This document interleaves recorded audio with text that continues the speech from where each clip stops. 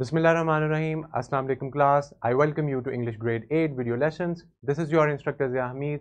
I hope that you're doing well. My dear learners, we are dealing with unit number 1, role model for teachers. This will be our lecture number 4A with the competency of oral communication. So we will be seeing the students learning outcome, which is ask and answer questions of personal relevance, information, and a variety of communicative purposes. So as we know that this is about our oral communication, so communication is a back and forth process. You participate as a listener and also as a speaker if you want to have an ongoing conversation. So when we do this, or when we have any basic conversation, we ask and answer questions of either personal relevance, which is linked with your personality, or for information, and also a variety of other communicative purposes like entertainment and so on. So now the SLO is very much clear. We have broken it down very well. Now let's move forward. Here is a vertical linkage of this learning outcome with the previous grades.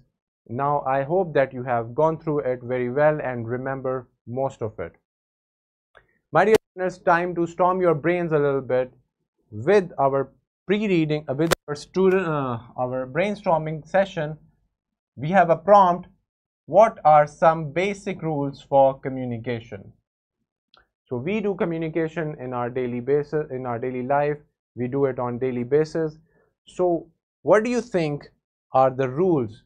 Yes, there are some rules, but what are they? Can you come up with these rules? Talk to your fellow, talk to your teacher about it, and you can come up with so many different answers and a list of answers for our question. Now let's move forward and see what are communication for different purposes.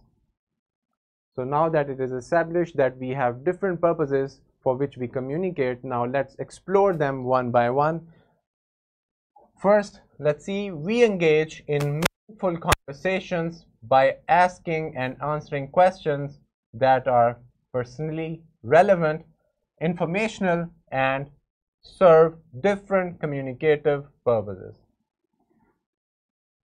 So we do these communications, these conversations, which include our personal relevance, questions and answers, communications related to your personality, or also for sharing and receiving information and other communicative purposes. Now let's see, informative communication. My dear learners, here we have some pictures for you. You can easily decode what we are talking about. Here a teacher is teaching her students. This is also about giving and sharing information.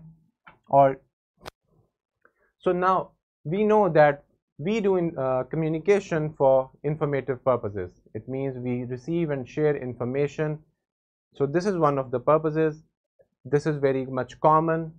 You do it in your class, when you talk to your teacher, when you ask a question. So we are always in our daily lives, we are using this purpose for communication. Now let's talk about communication to persuade.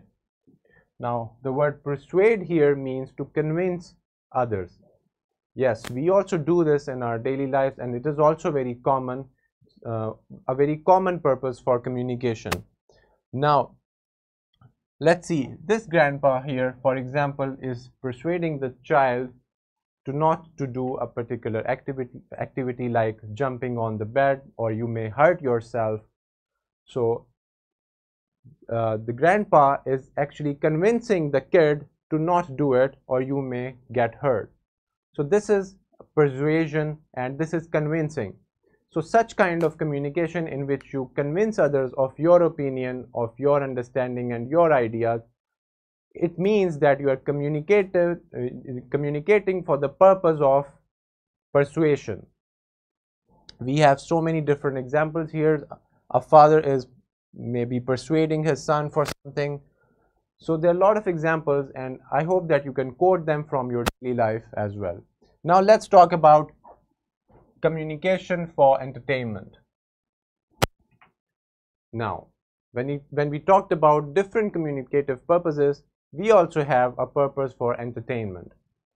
We use this when we try to, when the speaker is trying to make us laugh, or when we want to listen to something that is funny or entertaining, or when we are communicating with our friend, our peers and fellows about something, for example, a book or an article that you read. So we are actually sharing our views, and we are also in the meantime entertaining ourselves and others. So this is why we use, this is how we use the communication for entertainment. You can see if two people are talking about something, maybe a theater play that they have seen, or talking about your daily life, or making the other person laugh. So all these are, they come under the entertainment part for communication. Now, we have gone through all these three different purposes for communication, which is informative, persuasion, and entertainment. Now here is a simulation video for your better understanding. You can watch it right now or maybe later. The link is provided in the description. It is also attached in the PowerPoint presentation. Now, my dear learners, we have come across a classroom activity. Let's see what it has to say. You will practice the given scenarios in classroom. You may use different words and sentences, like meeting a new student in school. So here are some dialogues. So you can practice these given scenarios by role playing or any other format that you like. You will know that communication is about turn taking. It has some rules, and it has different purposes that we have gone through. For your homework, we have a prompt. Over the last 2 lessons in our subject, you have learned the elements of communication and their importance and role in the communication process. In this activity, you need to illustrate the process of communication through the use of a flow chart or a diagram. How do you think the communication process flows? So you need to answer this question by watching this video again. You can go to your book for the lesson that you have read and answer this homework question. Now we are here at the end for your resources. We have resources like worksheet, presentation, a lesson plan, question bank, and a skill sheet. All these are available for your help. They are easily available in the description of the video.